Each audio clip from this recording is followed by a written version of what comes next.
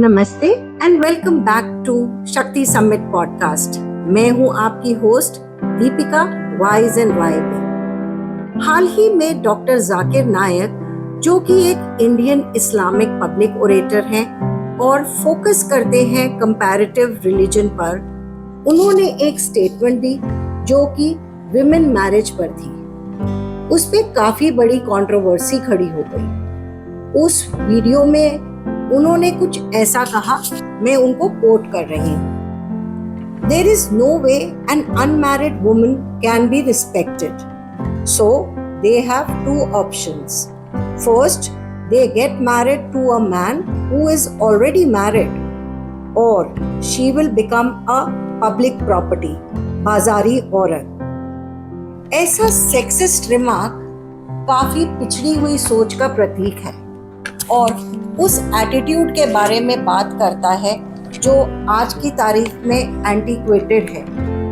और ये मैं मानती हूँ कि बहुत सदियों पहले तक हर रिलीजन में और हर समाज में बहुत सारी शादियाँ करी जाती थी।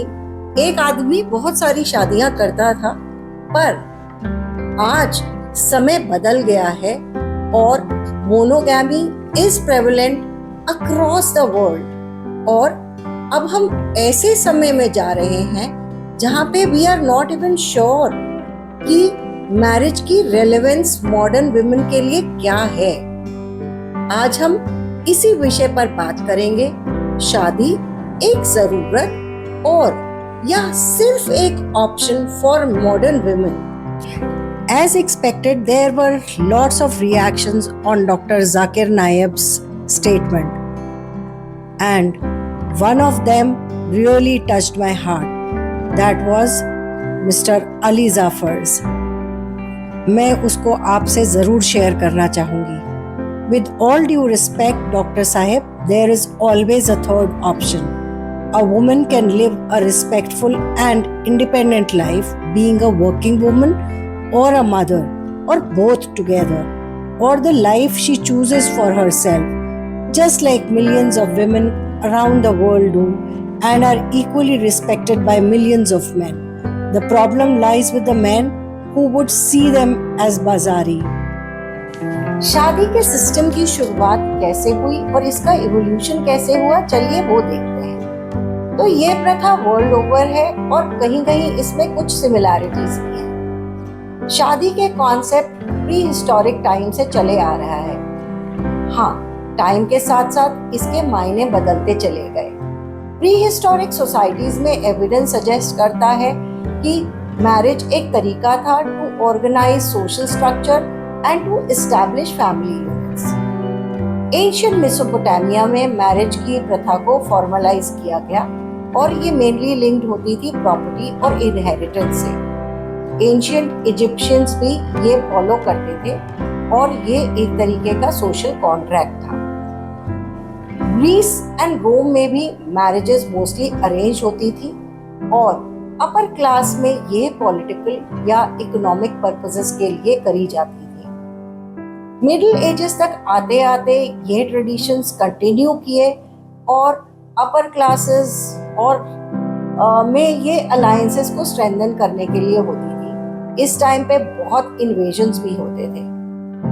19th और 20th सेंचुरीज में आ करके यह थोड़ा बदलाव आना शुरू हुआ। The idea of marrying for love became prevalent and legal rights of women emerge हुए, जिससे डायनामिक्स बदल गई शादी की। इन सब में कॉमन बात जो निकल के आती है वो ये कि आदमी ना सिर्फ फाइनेंशियल प्रोवाइडर था बल्कि इन्वेजन्स और उसके बाद के एब्डक्शन से अपनी फैमिली को सुरक्षा कर देता था। और औरतों का काम था मेजरली घर संभालना और वंश को आगे बढ़ाना।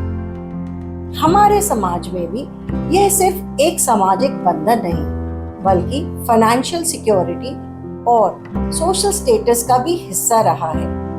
बहुत समय पहले से ही क्लियर कट डिवीजन था रोल्स में। Man used to be the provider and the protector and women would stay at home and manage the house and bring up children. और यही वजह थी कि माँ बाप बहुत प्रेशराइज फील करते थे और छोटी उम्र में ही अपनी लड़कियों की शादी करके जिम्मेदारियों से मुक्त होना चाहते थे। जब औरतें फाइनेंशियली इंडिपेंडेंट और एम्पावर्ड हैं, तो शादी का क्या मतलब रह गया? क्या ये अब भी एक पवित्र बंधन है या इसके मायने बदल गए हैं? मैरिज की सैंक्टिटी आजकल के समय में विमेन के लिए बहुत ही इंटरेस्टिंग और कॉम्प्लेक्स टॉपिक है, खासकर के तब जब वो फाइनेंशियली इंडिपेंडेंट है। आजकल विमेन जॉब और करियर ओरिएंटेड हो गई है और उसमें सक्सेसफुल भी है। एक चीज जिसके लिए पहले वो अपने हस्बैंड पे डिपेंडेंट होती थी, अब वो रीजन खत्म है। अब वो फाइनेंशियली इंडिपेंडेंट है, जो उनके लिए मैरिज एक चॉइस बना देता है, ना कि एक नेसेसिटी। फाइनेंशियल इंडिपेंडेंस के साथ विमेन को अब रिलेशनशिप में बराबरी का एहसास भी होने लगा है। उन्हें अपनी आइडेंटिटी और डिसीजन मेकिंग की इम्पोर्टेंस का एहसास हो गया है, जिससे उन्हें मैरिज के डिसीजन लेने में फ्रीडम को एक्सर्ट करना शुरू कर दिया है। आज की वुमन अपने सपनों और एस्पिरेशंस के लिए समय के निकाल रही है। मैरिज को उनकी पर्सनल ग्रोथ का एक पार्ट माना जा सकता है, लेकिन वो इसे एंड गोल नहीं समझती। लड़कियां शादी अब सिर्फ एक सोशल ऑब्लिगेशन निभाने के लिए नहीं, बल्कि पार्टनरशिप की तरह कर रही हैं, जहां उन्हें इक्वल रिस्पेक्ट और राइट्स मिले, उन्हें अपने आप को एक्सप्रेस करने की आजादी हो। भले ही कुछ लोगों के लिए शादी अब भी एक इम्पोर्टेंट कल्चरल वैल्यू है, लेकिन विमेन इसे अपने टर्म्स पर करना चाहती हैं, जो उनकी लाइफ चॉइसेस और गोल्स के साथ सिंक्ड हो। शादी गलत नहीं है, लेकिन क्या आपको ये करनी है? यह सवाल है। हर लड़की को अपने लिए इस फैसले पर सोचने का अधिकार है, ना कि सिर्फ सामाजिक नॉर्म्स के आधार पर कोई और डिसाइड करेगा कि उनको शादी करनी है और कब और किससे करनी है।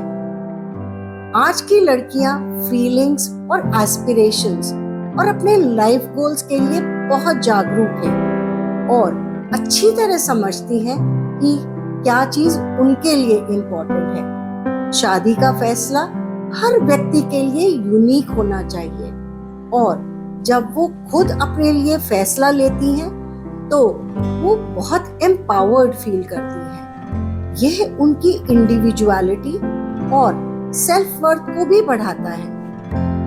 आजकल बहुत सारी विमेन एंड मेन ये रियलाइज कर रहे हैं कि शादी एक ऑप्शन है, ना कि एक सामाजिक जरूरत। Women are breaking this stereotype thinking। तो दोस्तों, शादी की जरूरत या महत्वता पुराने रीजंस के लिए तो बिल्कुल नहीं। यह एक कॉन्शियस डिसीजन है कि शादी करें या ना करें। यह सब कुछ उनकी पर्सनल चॉइसेस पे डिपेंड करता है और इन चॉइसेस को समझना और रिस्पेक्ट करना हमारे लिए जरूरी है। अपने विचार मुझे कमेंट सेक्शन में जरूर बताएं और मिलते हैं अगले एपिसोड में। तब तक एम्पावर्ड रहें और अपने डिसीजंस पर विश्वास रखें। याद रहे, चाहे आप शादी करें या ना करें, यह फैसला आपका है और आपकी वैल्यूज और एस्पिरेशंस के साथ सिंक्ड होना चाहिए। इस एपिसोड को सुनने के लिए धन्यवाद और आगे ऐसे ही सोशली रेलेवेंट टॉपिक्स के लिए tune in to Shakti summit podcast. Bye till then.